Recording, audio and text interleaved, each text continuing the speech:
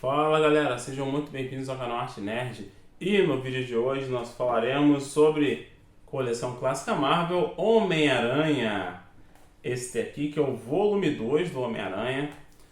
A gente vai falar sobre, a criatividade do Steve Ditko e do Stan Lee. Cara, não tem como não falar sobre isso. Mas aí a gente vai falar também sobre os personagens que são apresentados, a trama e, é claro, o seu like. Isso aí, o seu like que ajuda muito aqui o canal. Não se esqueça de deixar esse like, se inscrever no canal, ativar o sininho das notificações para ficarem sabendo sempre que tem vídeo novo aqui. E, claro, comentar se vocês estão acompanhando a coleção clássica e compartilhar esse vídeo com seus amigos que gostam de Homem-Aranha. Então, bora pro vídeo!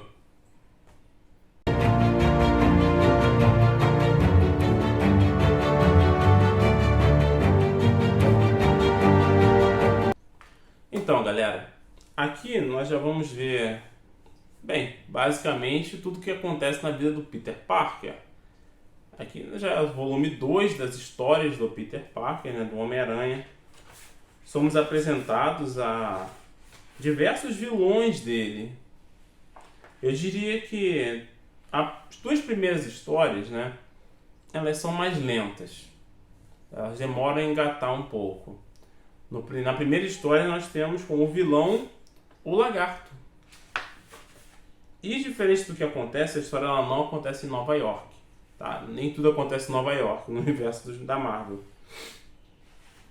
O Homem-Aranha tem que viajar para a Flórida e lá ele encontra o Dr. Kurt Connors, que, é o nosso conhecidíssimo Lagarto, que foi vilão do Homem-Aranha, do Amazing Spider-Man, aquele do Andrew Garfield.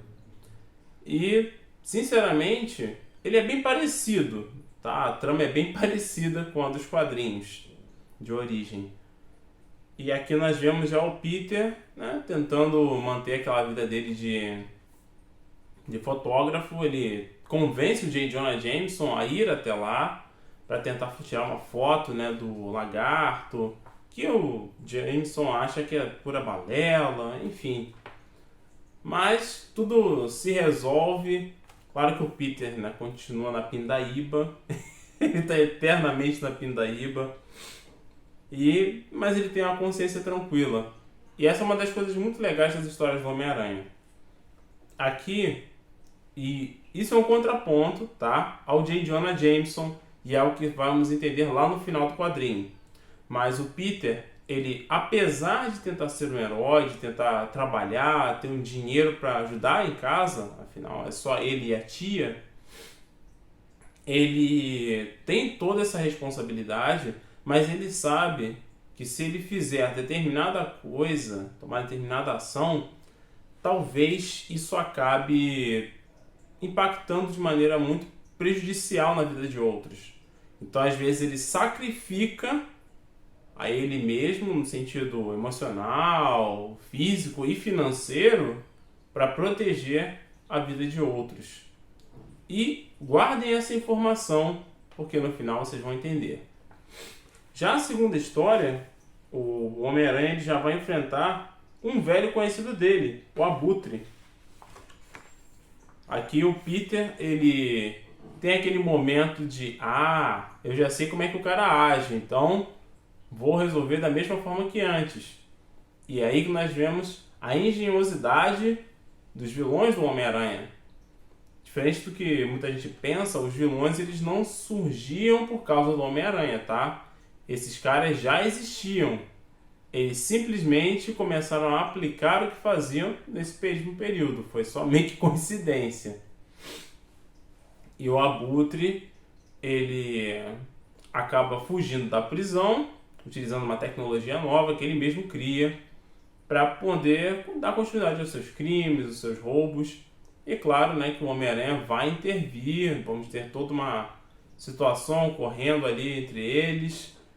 E é bem legal você perceber como o Homem-Aranha ele consegue aprender com os próprios erros. E lembra do que eu falei de que ele se sacrifica até fisicamente? Pois é, em alguns momentos ele faz isso e isso podia custar muito caro para ele.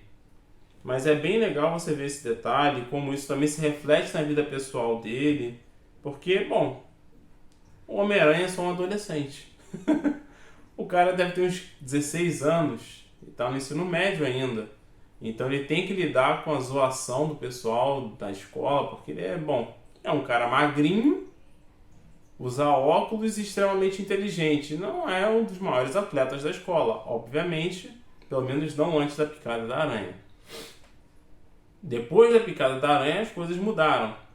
Mas ele não pode usar essa força de maneira tão, assim, absurda, porque senão ele pode machucar gravemente alguém. E é aí que entra o foco da terceira história, que é ele enfrentando um certo robô que dá um problemão na escola. Ele acaba se envolvendo. Olha, eu vou te falar, ele enfrenta o Flash Thompson num duelo de boxe na escola. E ele tem que ficar se segurando para não machucar o Flash. E é engraçado em vários momentos. Mas o foco ele não é só essa parte da história. Mas é como ele consegue tirar aquela coisa que algumas pessoas achavam que ele poderia ser o Homem-Aranha. Mas era, pelo menos, meio impossível. E aí ele desvincula ele do Homem-Aranha com uma saída de mestre, cara. De mestre mesmo, e é bem divertido. A outra história é dele com o Tocha Humana, que é meio que uma vingançazinha. É uma história bem curtinha, tá? Tem poucas páginas, acho que são só 5 páginas de história, 5, 6 páginas, e o Homem-Aranha interagindo com o Tocha Humana e o Quarteto Fantástico junto. Cara, é uma história bem aleatória? É bem aleatória. Mas você vê o quanto existe essa rivalidade entre os dois. E como isso também se molda depois com uma amizade. É bem engraçado, é bem divertido. É uma história bem rápida, mas bem interessante. E, é claro, nós já somos apresentados a outro vilão. Isso mesmo, outro vilão. O Electro. Que foi o vilão do Andrew Garfield no segundo filme. Curiosamente, muitos dos vilões que já aparecem aqui apareceram nos filmes do Andrew Garfield, mas não apareceram no do Tobey Maguire, por exemplo. O Abutre foi o único que apareceu nos do Tom Holland. Mas o Peter do Tobey Maguire não teve nenhum desses vilões apresentados aqui nesse volume. E aqui a gente já vai ter o primeiro encontro dele com o Electro, o primeiro embate deles. O Peter ele consegue derrotar o Electro usando de inteligência. Ele tenta enfrentar o Electro da primeira vez, não dá nada certo e a situação vai se tornando cada vez mais perigosa, porque o Electro, ele tem, diferente dos muitos vilões do Homem-Aranha, ele é extremamente poderoso. E eu não falo de físico, sabe? De força física. Mas o poder dele de controle elétrico, ele se expande. O cara é muito inteligente também. É um eletricista formado. Se eu não me falha a memória, ele é um engenheiro eletricista. Então, o cara realmente estudou bastante. E ele se aproveita desses conhecimentos dele para cometer crimes. E aí nós vamos ver no Peter que, bom, utiliza os poderes dele para evitar os crimes, mas que é, obviamente, atacado o tempo todo pelo J. Jonah Jameson. O Jameson chega a cogitar a possibilidade de que ele e o Electro são a mesma pessoa. Olha essa ideia. Olha essa ideia do cara. E isso é provado depois que não é. Isso tira a credibilidade dele, de certo modo, na questão das notícias que ele coloca, que ele posta no Clarim Diário. Isso vai, claro, se refletir lá na última história, que são os executores. Vou mostrar aqui para vocês. E essa história aqui, ela é bem importante. Não porque os executores são um grupo de vilões altamente poderoso, não é isso.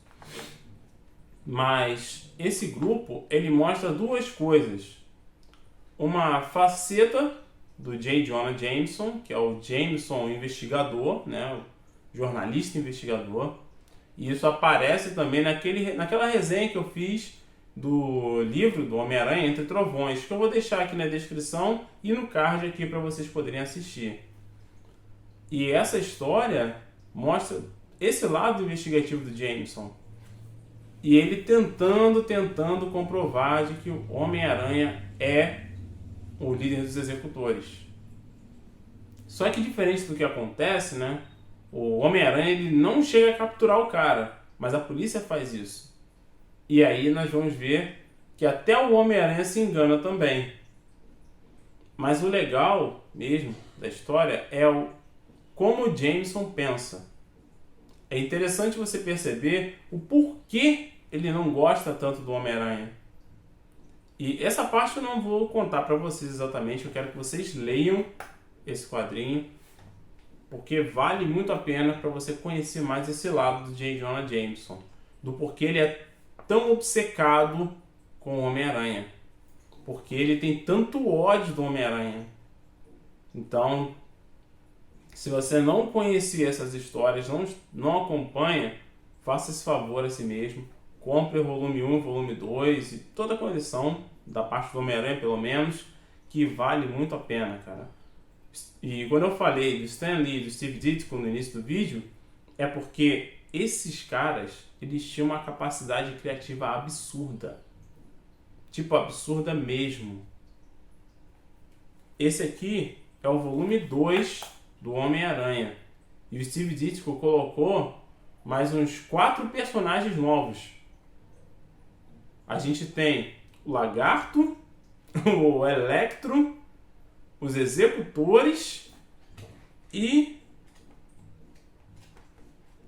se não me engano, e mais esse robô aqui. Mas o robô ele não conta muito, mas mesmo assim foram 4 personagens novos que ele acrescentou à história. Ele só reaproveitou o Abutre e, bom, o Tocha Humana. Mas o Tocha Humana não é um vilão, enfim. Mas ele criou mais personagens e com o passar do tempo, né, das histórias do Homem-Aranha, ele realmente foi criando mais vilões, mais personagens que foram acrescentando ainda mais a história do Peter. E, cara, eu não sei de onde ele tirava tanta criatividade, mas esses caras eram incríveis. Eles realmente conseguiam tirar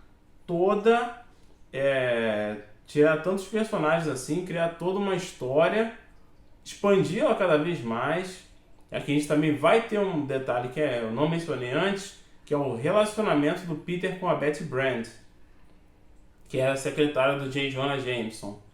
E ela tá passando por um perrengue lá, ela tem uma preocupação muito grande com o Peter, ela gosta muito do Peter. E eles vão ter de se resolver no próximo volume, que deixou um gancho para o próximo volume. Isso é um negócio muito legal, que a gente vai vendo todo o desenvolvimento do personagem. Eu acredito que esse arco de história deve ir, pelo menos a coleção clássica, deve ir até a saída do Steve Ditko das histórias do Homem-Aranha. Eu acho, né? Porque, sinceramente, vale muito a pena, gente.